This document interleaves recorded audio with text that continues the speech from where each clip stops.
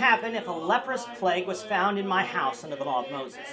This is the question that we seek to answer today as we continue our verse-by-verse study of the book of Leviticus on Walking Through the Bible. The glory of His cross. If you have a Bible with you, you can turn to Leviticus chapter 14. We're going to be reading from verses 33 to 42. If you don't have a Bible, don't worry. Just follow along with us on the screen. The version that we'll be reading from is the New King James Version. So, Leviticus chapter 14, beginning of verse 33. And the Lord spoke to Moses and Aaron, saying, When you have come into the land of Canaan, which I give you as a possession, and I put the leprous plague in a house in the land of your possession, and he who owns the house comes and tells the priest, saying, It seems to me that there is some plague in the house, then the priest shall command that they empty the house before the priest goes into it to examine the plague, that all that is in the house may not be made unclean. And afterward the priest shall go in to examine the house. And he shall examine the plague. And indeed, if the plague is on the walls of the house, with ingrained streaks, greenish or reddish, which appear to be deep in the wall, then the priest shall go out of the house to the door of the house, and shut up the house 7 days. And the priest shall come again on the 7th day and look. And indeed, if the plague has spread on the walls of the house, then the priest shall command that they take away the stones in which is the plague, and they shall cast them into an unclean place outside the city. And he shall cause the house to be scraped inside all around, and the dust that they scrape off they shall pour out in an unclean place outside the city. Then they shall take other stones and put them in the place of those stones, and he shall take other mortar and plaster the house. For the past 10 episodes, we've been dealing with the regulations concerning leprosy under the law of Moses.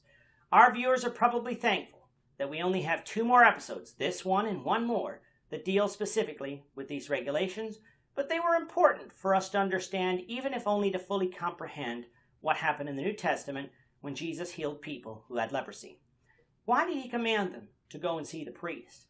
Because the law of Moses commanded it, and Jesus always followed the law of Moses.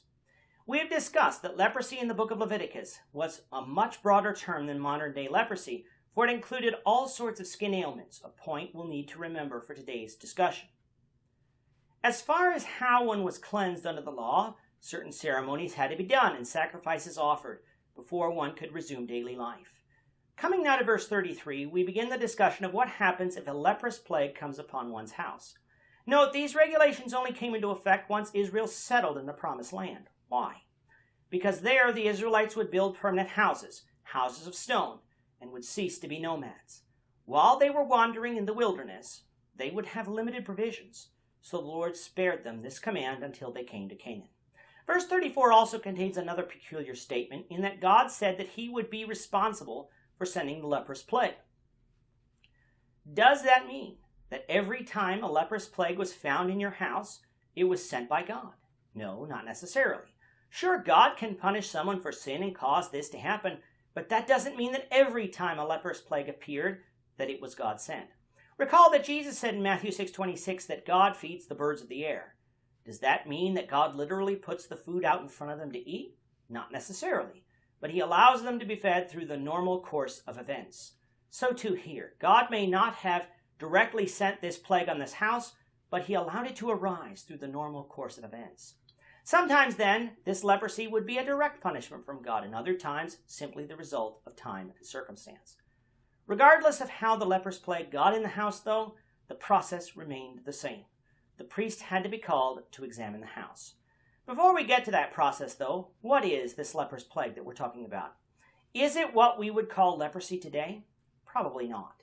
Instead, what we're likely talking about is mold, mildew, or dry rot in the materials of the house. We know that bacteria and fungi can grow in our houses today under certain conditions, and they could in ancient times too. When the owner of the house went to the priest with suspicion of a leprous plague, the priest was to order the house to be cleared so that all that is in the house, including the family and others who might be living there, would not become unclean. Remember, uncleanliness was unwanted under the law of Moses, for sacrifices were unable to be offered as long as one was unclean, and purification would then be required. After the house was cleared, the priest would examine the house, looking for the presence of the plague deep in the walls. If found, the priest would go out of the house and demand that it be shut up for 7 days. After 7 days, the priest would come again, and if the plague had spread, that meant the disease was living. They could cut out the stones that had the visible plague on it and cast them into an unclean place outside the city. The house would then be scraped everywhere inside, along with the dust, and cast into the unclean place outside the city. The pieces that were cut out would need to be rebuilt, so following all this, that would be done. We're going to see in the next episode what would happen if the plague returned, as well as what would happen if the plague did not spread after the stones were replaced.